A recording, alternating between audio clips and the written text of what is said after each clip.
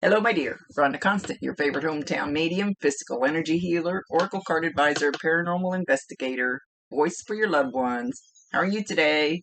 I do so many readings, I can't remember if I've done a reading for you before. So I just like to explain real quick how this works. I see, hear, feel, sense, know. They talk to me, but they also show me pictures, and I call it spiritual charades. I try to describe the picture the best I can. They never waste a message. There is always a reason for whatever they show or say. So if it doesn't make any sense now, just keep it in mind, because you'll either remember it later, see it later, or somebody else will validate it for you later and go, oh, I know what he's talking about. So this is not an exact science. We communicate the best way we can. Sometimes you have to stretch it outside the box a little bit. He won't give me all the details. Details are none of my business. But he should give me just enough so you understand what he's referring to. So,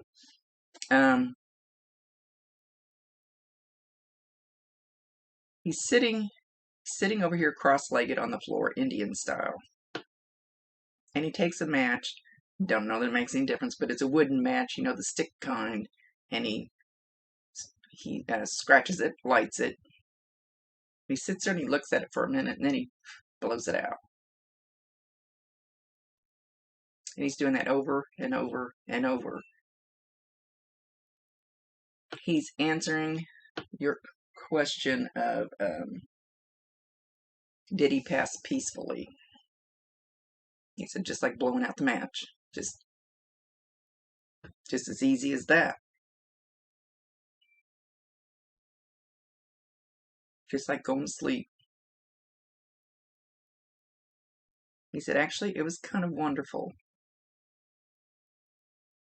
Now, I've asked them, unless it's a necessity, not to show me how a person passed, because when I started out, they would show me, I would feel it, smell it, see it, experience it, and I would end up crying after every reading. So,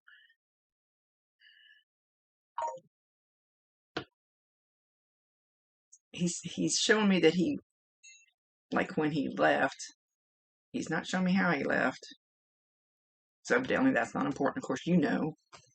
But he's John like kind of looked around like, what the hell is going on? Like he's a little bit confused at first, like, where the hell am I? What the hell just happened? Not scared, not really upset about it, just like, okay, what the hell is this? And then he's showing a little light bulb above his head. So the little light bulb went off and he goes, I know where I'm at. Okay, cool. He said, then he felt like, okay, let's venture on and let's figure out what we're going to do with this, where I'm supposed to go, what I'm supposed to do. But okay. It's almost like he was excited for his new adventure. He said his next step. He was excited for his next step.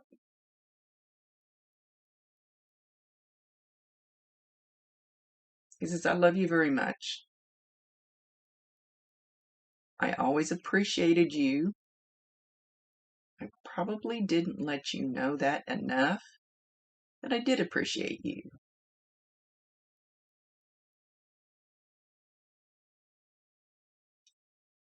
We had something wonderful that was going to be wonderful. I'm not exactly sure what he means by that.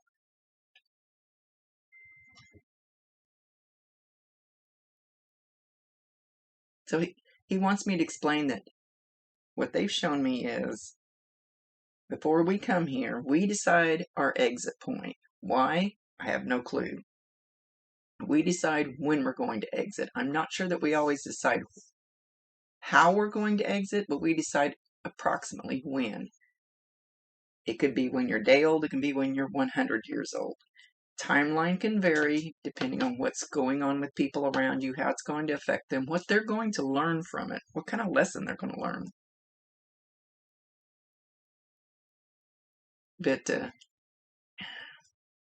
I always hate saying this, but I feel like I need to say it. It's like when your number's up, your number's up. That is kind of true. Now he's pointing at this card. Okay, so sometimes they want me to pull a card for you. I'm not going to read it because it'll take up too much time of the reading.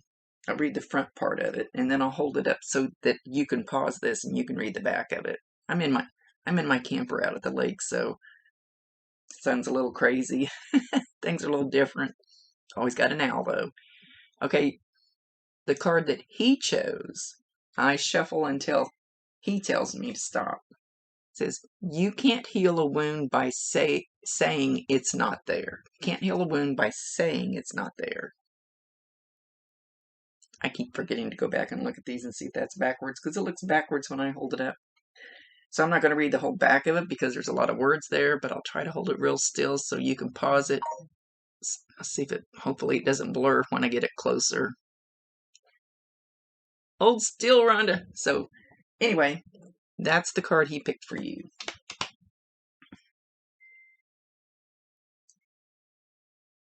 Oh, he's singing a song. I can't hear. I know the song, but I can't hear the first couple of words.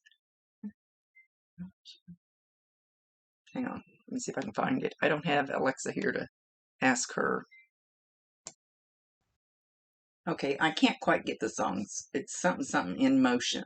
Something something in motion. That's all I can hear. And then I keep hearing Crystal Blue Persuasion.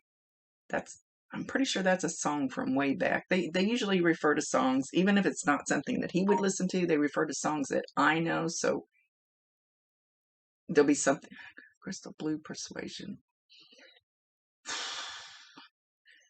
Anyway, go Google that, see if you can find that song. It's from back when I was younger, I think.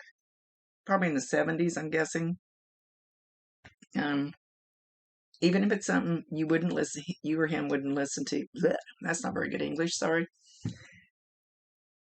Go find that song anyway and listen to it, because it'll be the words that'll have the meaning in it. Kind of like picking the card too. He says, as far as helping his mom, the biggest thing is that you're just one more person that loved him. He said it's like the funeral where 2 people come to it, or like the funeral where 1,000 people come to it.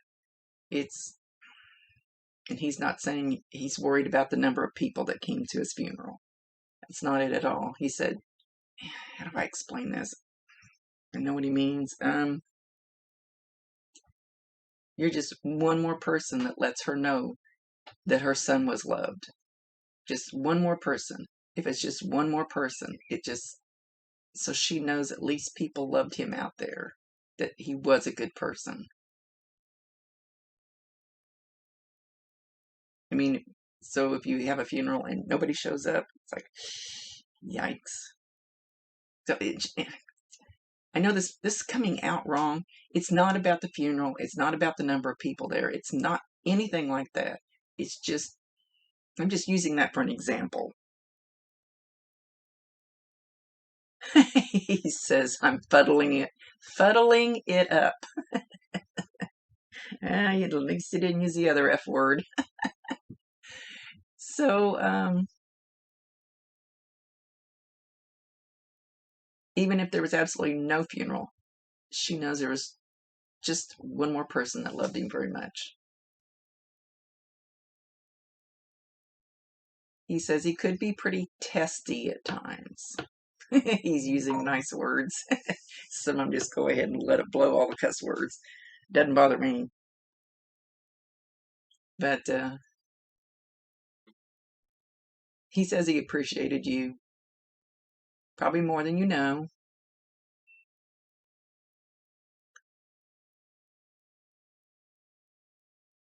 And he does truly hope that you will be happy in life. Even though he messed things up, he really hopes that you will be happy in life. Because you so deserve it.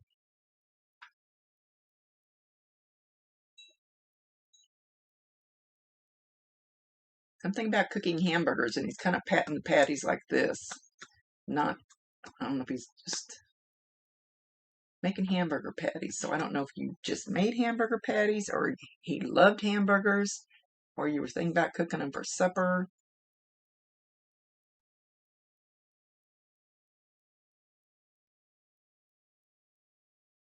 Don't be afraid to turn your light on. And he's actually showing a light bulb with a pull chain on it. He pulls it in the light. Don't be afraid to turn your light on and let it shine. Don't hide your light. He says sometimes you get a little withdrawn and you don't let your light shine as much as you should. He says you're hiding a very bright light. That there's somebody, something, some people, some person, something where you kind of go like this and go, oh no, I can't do that. I have to hide. I have to hide my light. It's not that you're physically hiding from them. It's that your soul, your spirit, I always tell people, one time I came out of this hamburger place with my grandson and I started dancing across the parking lot. And he goes, really, Grandma? Why not? Quit worrying about what those people are thinking looking out the window. What they're probably thinking is, I wish I felt like that. I wish I could do that. Why can't you? But there's somebody or something that's kind of making you go, no, I got to hide my light. I have to be this little, he's calling it a character. That's his word. That feels like they need to just be that quiet little girl, evidently around someone, or it could be a group of people.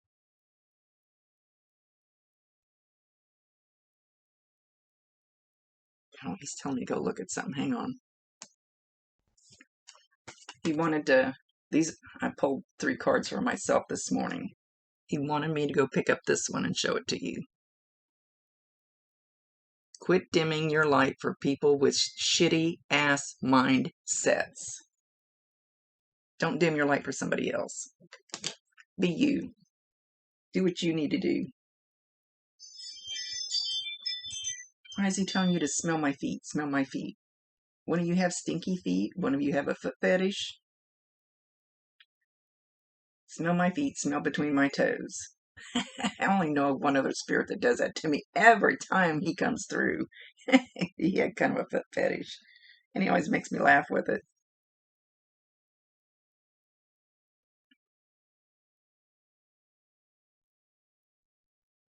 Oh, got quiet.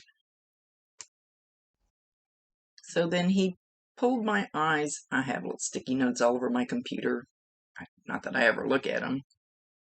Kind of making a mess, but he pulled my eyes to one of my notes that says, I am enough. I am enough. He wants you to make sticky notes. Put them on your mirror. Put them on your fridge. Put them on the first thing you look at when you get up in the morning. I am enough. I am enough. I'm plenty. I am enough. Do I want to be more? Yes. Can I be more? Can I be better? Yes. But I am enough just the way I am. And he wants you to understand that you are. So that's basically going back to dimming your light.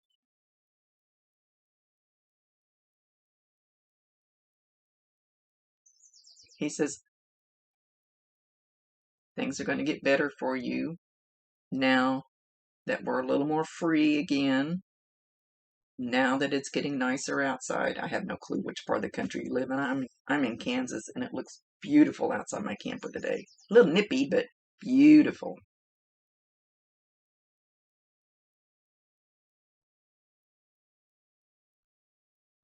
So know that you are enough. Believe that, because it's true.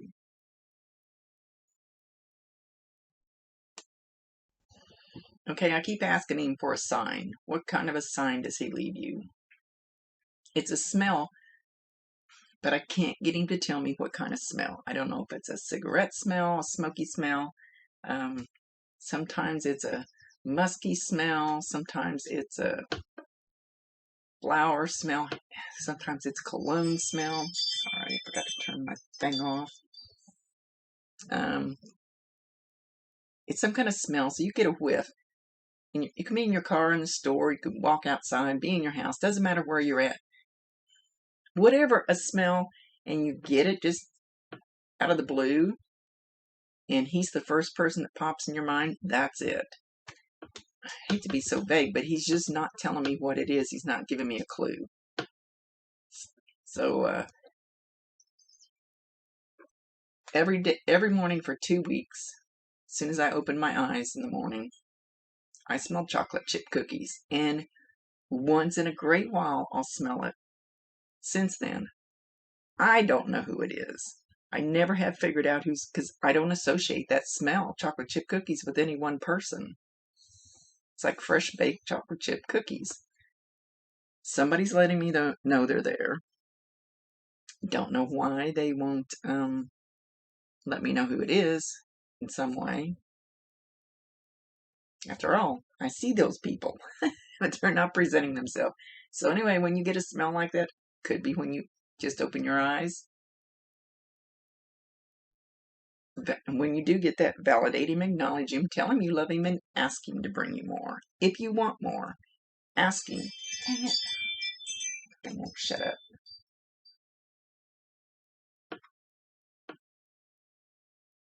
I promise you 1,000% he can hear you, he can see you. Talk to him all you want to.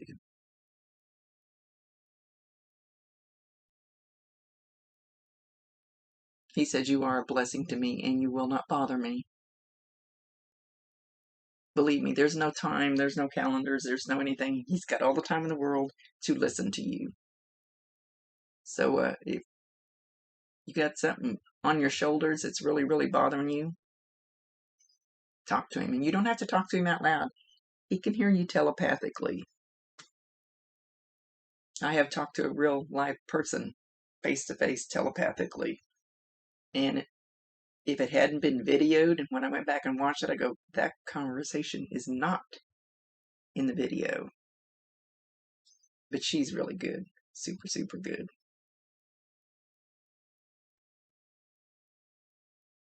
Know that I am there for you, my dear. And my soul will always consider you a blessing in the lessons that I learned while I was here. And I don't take that lightly.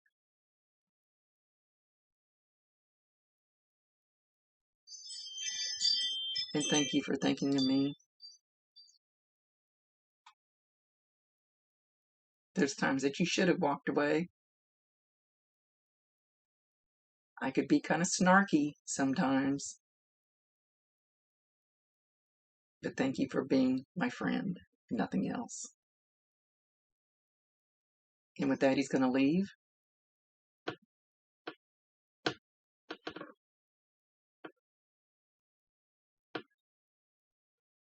I thought he was going to say something as he left, but he didn't.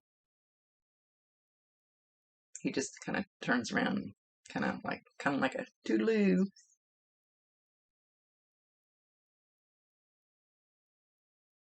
Okay, with that, he's gone. Much love to you, my dear. Thank you for being patient. My mother broke her hip and she's been in the hospital, so I've had a lot going on. So I'm having my peaceful time out here camping, but I thought it'd work.